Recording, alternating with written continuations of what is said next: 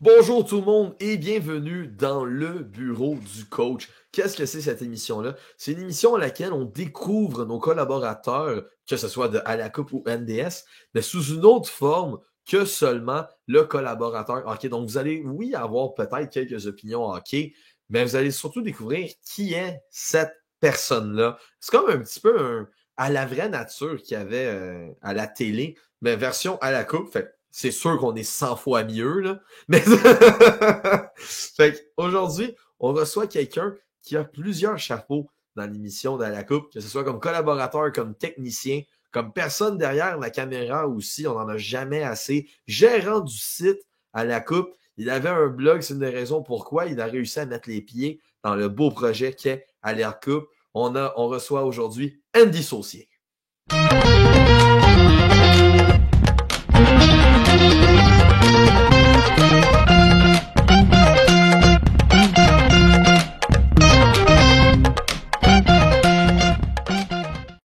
Salut Andy, comment ça va?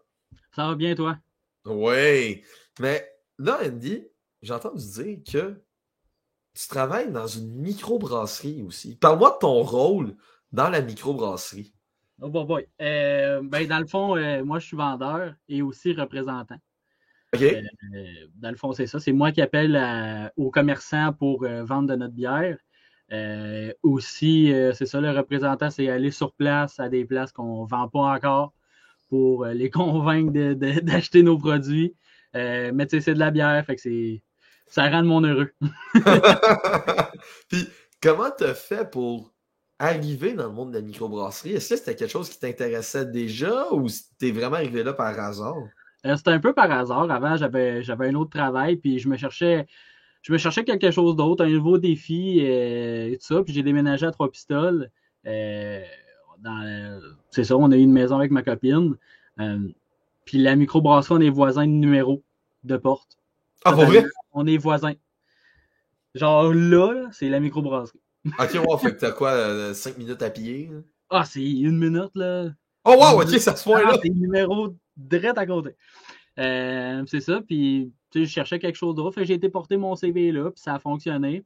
J'ai commencé comme être brasseur. Euh, Oh! je brassais avec mon patron, puis j'adorais ça. Malheureusement, je me suis cassé un pied, fait qu'il a fallu un peu me rediriger. Mais finalement, je pense que les ventes, c'est vraiment ma place là. Je trouve que c'est vraiment challengeant, fait que j'adore ça vraiment beaucoup. Hein.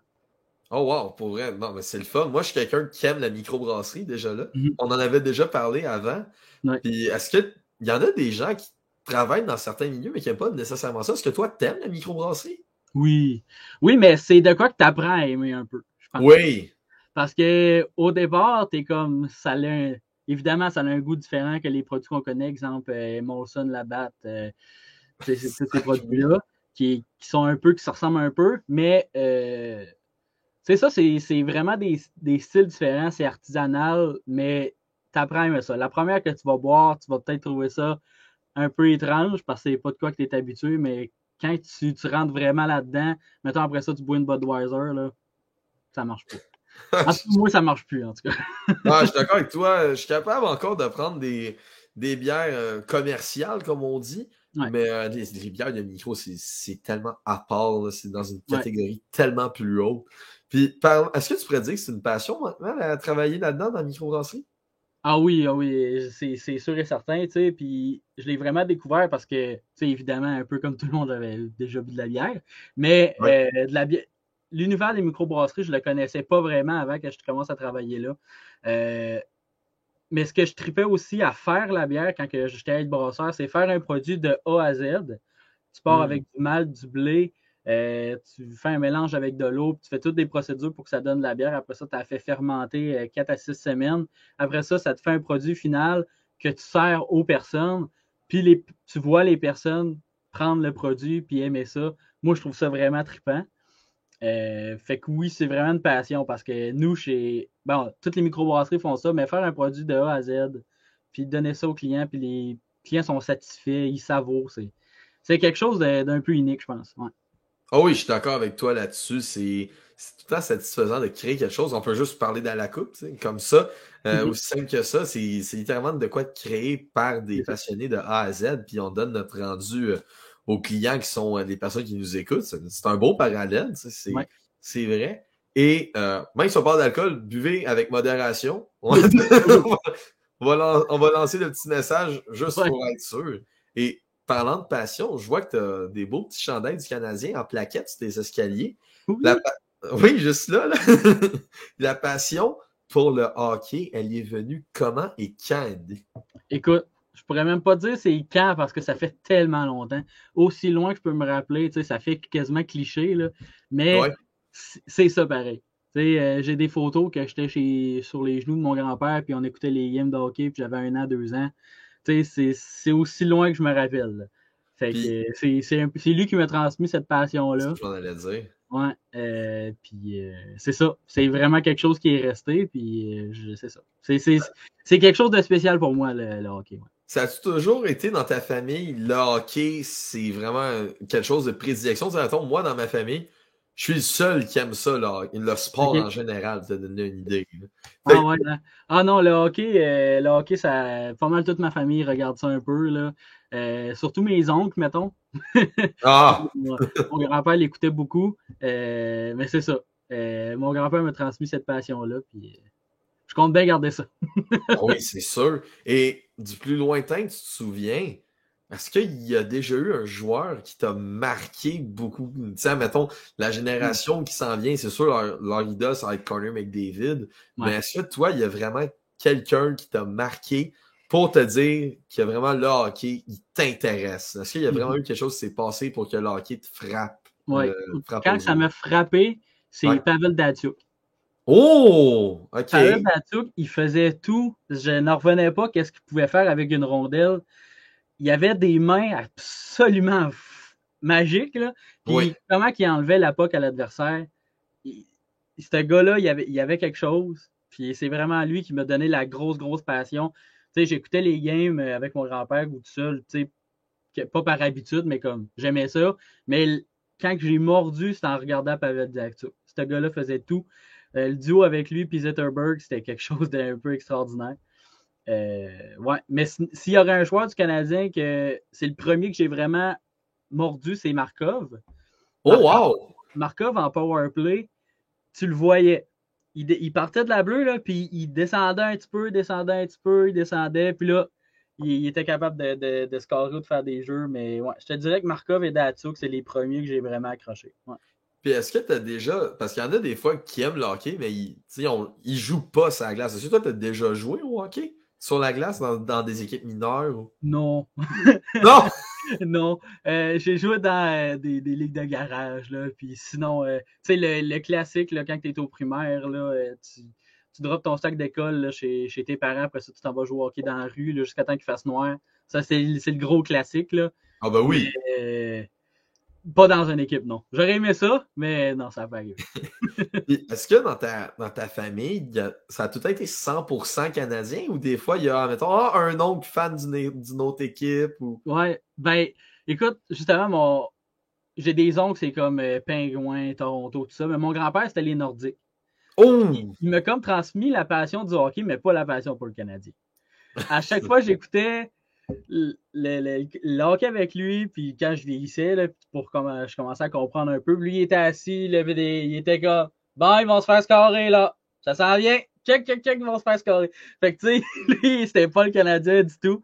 Mais c'était les Nordiques, puis là, il a comme switché pour le Canadien sans prendre pour eux autres à 100%, je pense. Là. Ah, il y a tout le temps un amour pour les Nordiques qui est caché. Hein. C'est ça, ouais. Puis toi, ça veut dire que tu as grandi en tant que fan indirectement des Nordiques? Comme... Oui, mais tu sais, je l'entendais parler un peu, puis tu sais, le joueur de mon grand-père, c'était Guy Lafleur. J'ai beaucoup entendu parler de Guy Lafleur, à quel point que c'était un joueur exceptionnel, puis une personne exceptionnelle aussi. Oui. J'ai eu la chance de le rencontrer, Guy Lafleur, une fois. J'ai une photo avec quand j'étais petit, puis ça. Ben, petit, qui est genre 13, 14 ans. Mais c'est ça, ouais, j'étais plus petit.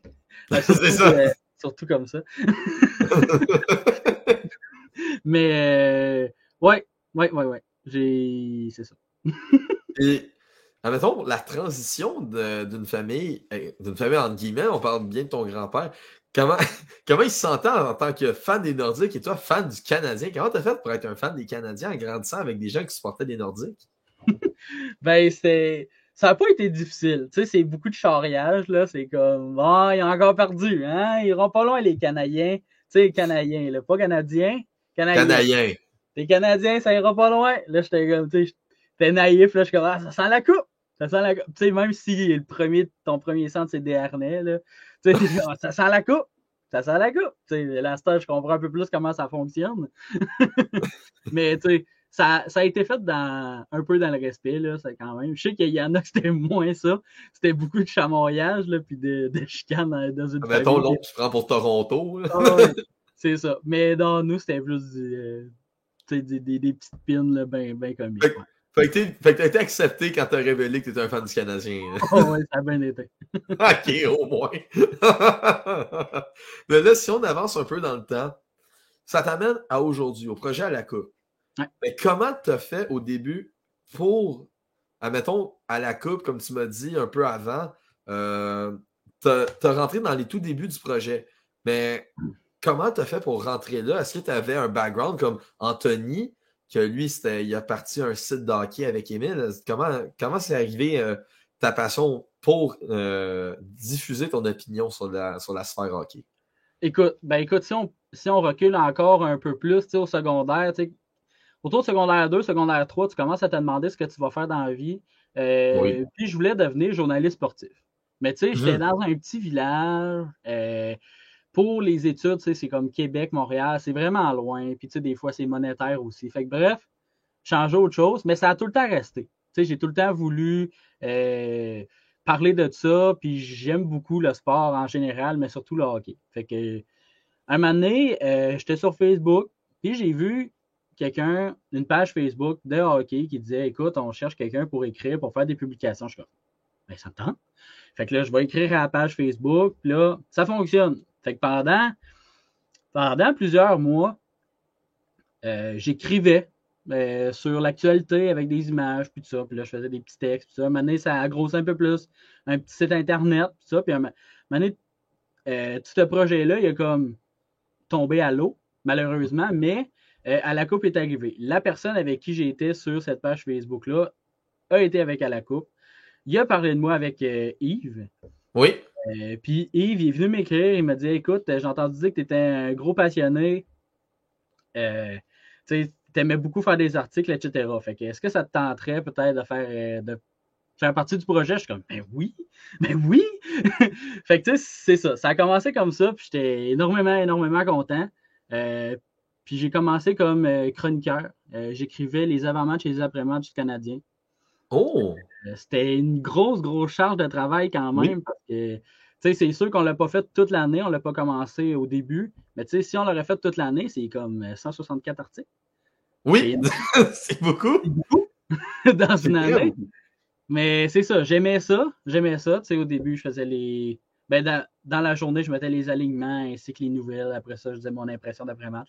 C'était beaucoup. Mais là, au fur et à mesure, après la saison, pendant l'été, j'ai des nouvelles responsabilités. J'ai commencé à publier les articles des autres, à faire un peu de technique et tout ça. Fait que maintenant, ça se continue. J'écris un peu d'articles sur le beat. Maintenant, les grosses actualités là, qui méritent un petit article, je vais le faire. Puis ça, mettons, c'est pour quand tu dis cet été, tu parlais de l'été 2022 que tu as eu plus de tâches? Oui, c'est ça. J'ai commencé. Oui, vas-y. Ouais, puis c'est quoi les autres tâches que tu as eues pour les gens qui nous écoutent? Honnêtement, c'est vraiment beaucoup ça. C'est beaucoup faire la page, publier les articles des autres, s'assurer qu'il y a une photo, que c'est corrigé. Après ça, on le met sur la page Facebook, on met un petit texte. Après ça, la technique des shows. Je participe aux shows aussi des fois avec NDS et aussi à la Coupe.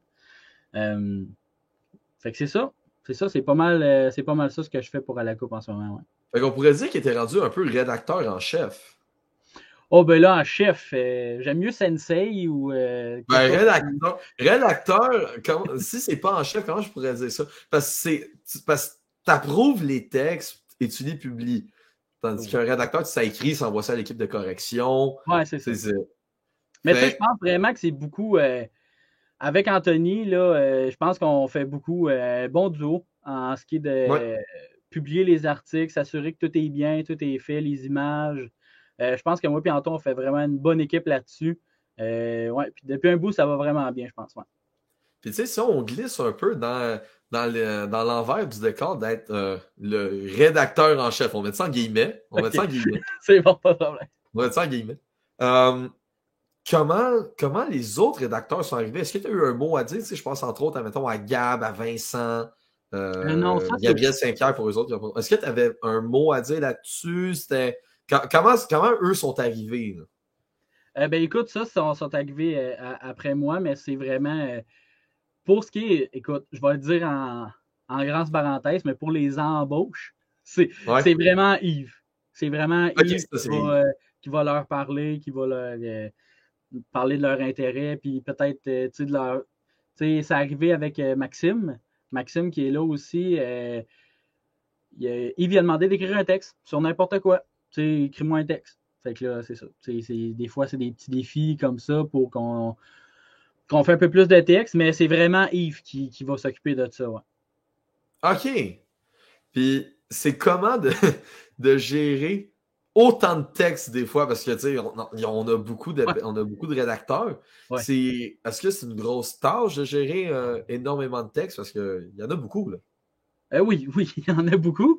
Mais c'est pas si pire. Ça a l'air moins pire. C'est pas mal ça qui se passe avec la coupe, parce qu'on est quand même bien organisé sur ce côté-là. Quand il y a un article de prêt, on parle avec l'équipe de correction. Quand l'équipe de correction est terminée, on va le publier. Fait que c'est étape par étape, puis ça va quand même très bien. Puis pendant que le texte est révisé, on fait une petite photo. C'est pas c'est vraiment moins pire que ça en a l'air, mais des fois ça va vite. Ouais, des fois, il y en a plus que d'autres. Hein? Ça dépend surtout. Ça doit dépendre des semaines ou whatever, mais c'est sûr, il y a des semaines que tu dois être débordé en termes de texte. Ça a déjà arrivé, mais c'est pas si pire que ça. On devrait produire plus de textes. OK. Mettons qu'on pourrait en produire plus. Mettons que être dans le jus pour ça, c'est moins le fun, mais c'est le fun en même temps. Parce que ça veut dire qu'on génère beaucoup de textes, beaucoup de vues, beaucoup de contenu. Et voilà. Exact. Puis tu as dit que tu étais chroniqueur sur À la Coupe, aussi sur le podcast de Yves, avant que NDS arrive, bien évidemment, avant qu'NDS arrive. Comment. Est-ce que c'est juste Yves qui t'a proposé de l'être? Parce que ça reste qu'au départ, tu étais rédacteur. Oui. Ben, écoute, je voulais vraiment. Yves, je sais pas s'il va le finir par le dire, mais je suis sûr qu'il me trouvait tannant. Je voulais comme. À chaque fois que j'y parlais pour un texte, quelque chose, j'étais comme. Puis, hey, oublie pas, là. Si t'as besoin de quelqu'un sur ton show, moi, ça me dérange vraiment pas. Puis, je pense même que je l'ai fait avec toi aussi. Fait que, tu sais, des fois, je suis un peu tannant, mais je l'ai. J'ai réussi par l'avoir. Mais c'est ça. Puis, au début, j'étais moyen. J'étais vraiment, vraiment gêné, même si je suis pas gêné vraiment de parler devant des gens. C'est la caméra qui faisait en sorte que. Ben, peut-être la caméra, peut-être la pression que c'était en direct ou quelque chose, mais ça va beaucoup mieux maintenant. Mais au début, j'étais moins. Je n'avais fait une fois de temps en temps. Après ça, non, je ne suis pas devenu régulier, puis je ne le suis pas encore parce que j'ai d'autres tâches, mais j'aime faire partie des événements un peu gros dans la Ligue nationale, dans le sens la date limite des transactions, le repêchage de la Ligue nationale, les agents libres le 1er juillet. Ça, j'ai participé à ces 3 podcasts-là l'année passée. J'ai adoré, complètement adoré. C'est des podcasts de 3 heures. On les rediffuse pas sur YouTube après, on les met juste sur YouTube, sur Facebook, en live. Mais comme j'adore ça. Hey, on est comme 3-4 heures là à parler de hockey entre boys. C'est vraiment, vraiment le fun. Tu me donnes envie là, de partir. Mais tu sais, ça paraît long, 3 heures, mais comme 3 heures de parler de hockey, pour moi, c'est absolument rien. Ben non, mais quand tu parles d'une passion, ça passe jamais. Ça passe jamais lentement quand tu parles d'une passion. Ça passe toujours rapidement. Puis c'est le fun parce que pour certaines personnes qui nous écoutent, pour apparaître dans la caméra, tu n'as jamais lâché le morceau. Tu as tout le temps comme suggéré à Yves de toujours être là. Je trouve que c'est un bel exemple, les gens qui nous écoutent, des fois qui se retiennent de demander souvent. Juste suggérer, des fois, c'est c'est pas obligé de demander, là, tu peux juste suggérer qu'à un moment donné, ben, peut-être avec la force des choses, ça va arriver. C'est ça, tu peux arriver, exact. Et tu as dit que tu n'étais pas tant à l'aise dans tes premières chroniques sur les podcasts. Ouais. Est-ce que Yves t'a donné un titre en particulier, mettons chroniqueur canadien, ou c'était vraiment comme peu importe les sujets, tu pouvais arriver? Ben, c'était vraiment, j'arrivais. Ben, au début, ouais, c'est ça. J'arrivais et on parlait juste d'hockey. C'était comme ça. C'était du. Yves nous lançait des sujets, puis on en discutait, puis c'était super plaisant. C'est juste que j'étais moins à l'aise, puis j'avais un peu moins confiance. Tu sais, c'était ce qui est. Tu sais, comment je peux dire ça? Je pense qu'on est un peu tous non, je ne veux pas dire le plus grand connaisseur de notre entourage au hockey, mais tu sais, on est tous. Je pense que Yves l'a déjà dit, on est comme. On est tous loin, on a tout un cercle d'amis différents, puis on est tout le temps un peu celui qui connaît le plus de hockey, qui parle le plus de hockey, qui est plus le connaisseur. Mais là, quand tu arrives là, avec toutes nous autres, on est comme toute une gang qui connaît vraiment ça. Fait que là, tu es comme, là, est-ce que j'ai raison? Est-ce que mes points sont bons? Fait qu'il faut juste que tu aies confiance, puis après ça, ça vient. Mais c'est ça, au début, c'était moyen. Faut que tu poses tes points jusqu'au bout. Ben oui, c'est sûr. Puis il y en a avec des gens, c'est plus compliqué que d'autres. Exemple, Sam! Ah ouais, Sam, c'est parce que c'est toute qu'une tête de hockey. Là. Oui, mais c'est ça. Je disais ça dans le bon sens. Oh oui, non, c'est ça. Tu sais, n'importe qui, un samedi, va peut-être jouer à des jeux de société, il va aller marcher. Sam, lui, il va écouter une game de la KHL. Tu sais, Sam, c'est ça. Sam, c'est une tête de sport, puis il connaît vraiment, vraiment ça. Oui. Mais je connais personne d'autre qui va écouter une game de la KHL. Ça, c'est sûr.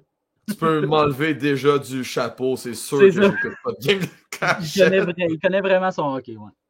Ouais, mais c'est ça, puis tu sais, vu qu'on est tous des, comme tu as dit, les plus grands connaissants de chacun de notre cercle d'amis, entre guillemets, pour la plupart d'entre nous, ben à chaque fois qu'on fait, mettons, un style débat comme les 5 minutes d'inconduite ou autre, juste des débats dans les podcasts, faut tout le temps qu'on se prépare de plus en plus parce qu'on sait que l'autre voudrait arriver bien préparé aussi.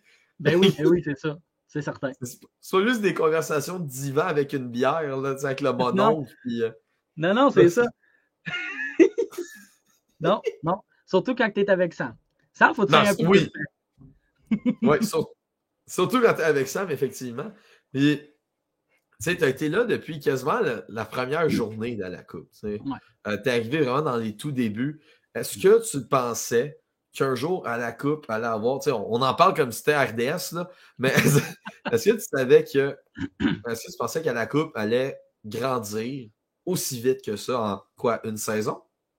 Non. Non, ça, non. Pas non, ben, tu sais, moi, je l'ai souvent dit avec Yves. Tu sais, Yves, on se parle un peu régulièrement, puis je l'ai souvent dit à Yves et à d'autres personnes. Je trouve que ce projet-là, il y a vraiment un potentiel. Je trouve que même si ça fait juste un an que le projet est créé, je trouve qu'il y a un professionnalisme. Les plateformes qu'on est, c'est assez professionnel. Notre site Internet est clean. Je trouve que ce projet-là, comme j'ai dit, il y a un gros potentiel. Puis on a reçu des invités comme Luc Gélina, des gars qui ont été repêchés première ronde en 2022. Tu sais, des fois, il faut juste demander, puis on se fait dire des oui. Puis la pire qui peut arriver, c'est un non. Après ça, on passe à l'autre appel. Exact. Mais c'est ça. Je pense que quand on a reçu Luc Gélina, c'est là que j'ai réalisé que comme, OK, il y a quelque chose qui peut se passer ici. Là. Mais non, j'adore vraiment ça à la coupe, puis c'est ça. Je pense vraiment que ça peut encore grossir un peu. Ouais. Ah oui, tu penses ça? Parce que, ça peut encore grossir, je suis certain. Puis pour les gens qui, tu sais, mettons, il y a Anto et Yves qu'on a posé la question, celle-là que je vais te poser dans pas long. Il y a Anto et Yves, tu sais, eux autres, c'est les fondateurs, eux autres, tu sais, cette question-là. Aller d'un côté fondateur, tout ça. Toi, t'es plus, mettons, quelqu'un du staff. Tu sais, ouais. Pouvoir décisionnel, t'es un peu t'es un peu en bas d'eux autres. Oui. Fait que, admettons, quand Yves et Anto ont parlé d'expansion, d'agrandir le projet, que ce soit par le site, les autres émissions, je parle même avant NDS, tu sais, mettons, les chroniques patates et tout ça, tu voyais ça comment? Ah, moi, je trouve que c'est parfait. Ça fait... Il n'y a jamais assez de contenu sur une chaîne. Jamais. Oh, OK. En tout cas, moi, c'est mon avis, là, que ce soit des chroniques, que ce soit une expansion d'un autre show, exemple comme NDS qui s'accroche avec à la coupe, des petites chroniques de quiz sur YouTube, n'importe quoi. Je pense qu'il n'y en a jamais assez. C'est ça qui génère des vues, plus de monde qui viennent nous voir, qui se demandent c'est quoi. Plus de contenu fait plus de personnes. C'est un cercle qui est juste positif, je pense. Mais c'est sûr que c'est juste qu'il faut du monde pour le faire. Puis, ça, c'est peut-être là qu'on a un peu de difficulté parce qu'on est moins nombreux qu'on voudrait, je pense. Ouais. Mais ça va venir. Mais je pense qu'il n'y a jamais assez de contenu et de personnes pour être dans l'équipe. Fait que toi, à partir du moment que Anto et Yves t'ont glissé le mot comme quoi il allait probablement avoir des expansions entre la première et la deuxième saison, t'étais sur un oui certain. Oh oui.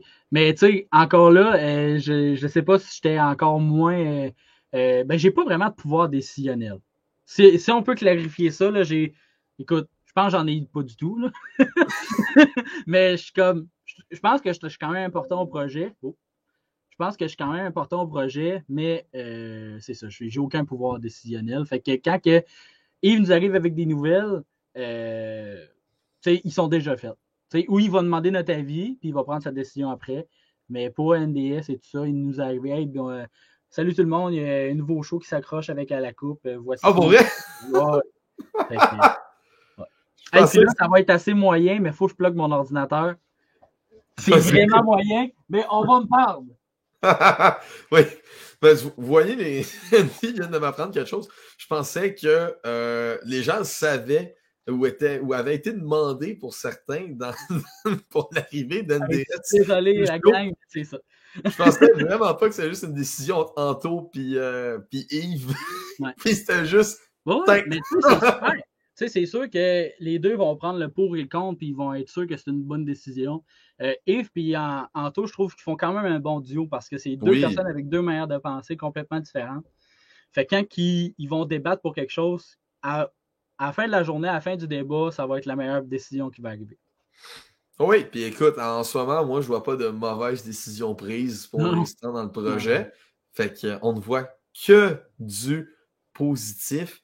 Et les objectifs, qui étaient sûrement au courant des objectifs de la saison 1, bien évidemment, est-ce que tu pensais qu'en une saison, vous alliez atteindre ces objectifs-là? Je pense que oui, parce qu'on a quand même du bon contenu. Je trouve qu'on est vraiment intéressant. Mais on a atteint quand même beaucoup de vues. Si je ne me trompe pas, on a atteint comme 16 000 quelque chose. Je pense que c'est ça qu'Anthony nous avait dit l'autre fois. C'est impressionnant. Moi, je trouve que c'est impressionnant pour quelque chose qui débute. Que quand c'est arrivé, ça faisait pas un an encore. Fait que, ouais, je suis quand même assez satisfait de mon côté. En tout cas, peut-être qu'Anthony et Yves, c'est pas la même chose. Mais c'est ça, je pense que ça fait juste grossir. Puis, comme j'ai dit plus tôt, là, ce projet-là, il y a un potentiel. Complètement d'accord avec toi. C'est sûr que ce projet-là, il y a un beau potentiel, il y en a même un énorme. Ouais. Avec tous les joueurs qu'on réussit à avoir en entrevue de la LHJMQ.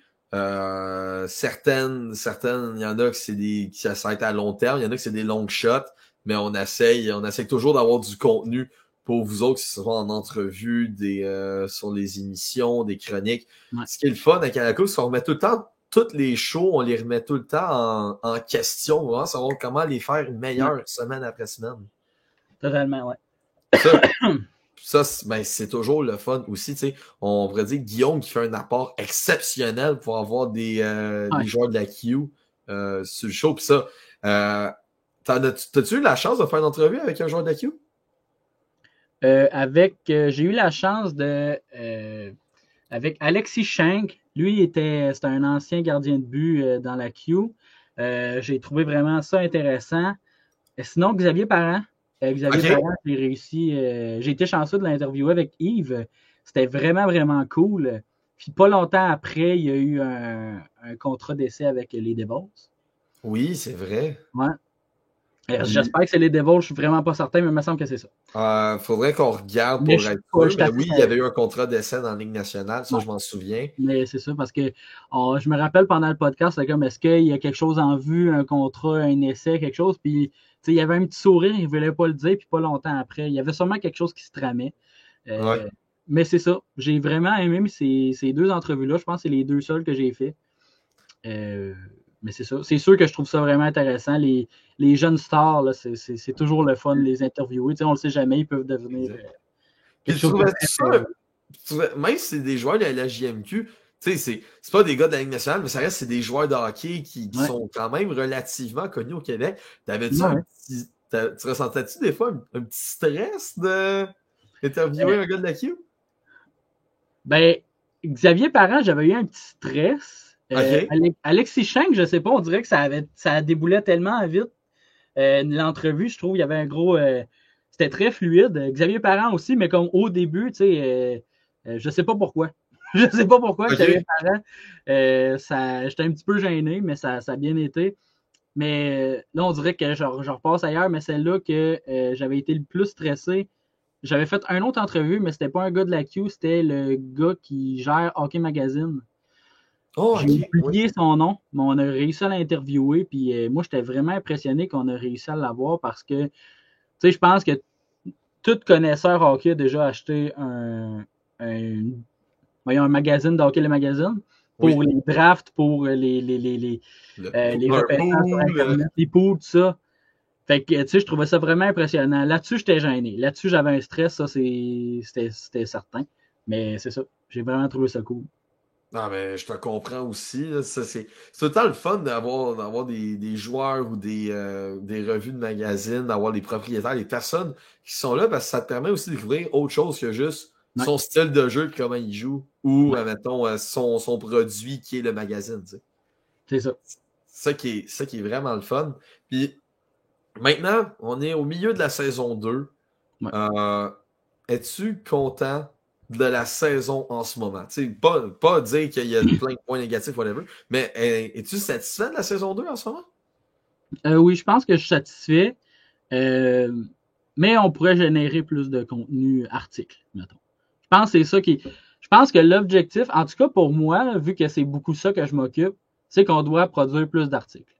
Mm-hmm. Je pense que c'est ça qui fait générer du contenu facile, c'est les articles. Il faut que les articles sortent, comme ça, notre page Facebook reste en vie, notre site Internet, après ça, c'est les podcasts qui suivent. Il faut vraiment qu'on continue à ne pas arrêter. Si je peux dire ça comme ça. Là. Ben oui, je suis vraiment d'accord là-dessus. Mais c'est ça, il faut qu'on génère un peu plus d'articles. Il y a des fois, il y a des choses qu'on... c'est ça, c'est tout. Je pense qu'on devrait générer plus d'articles.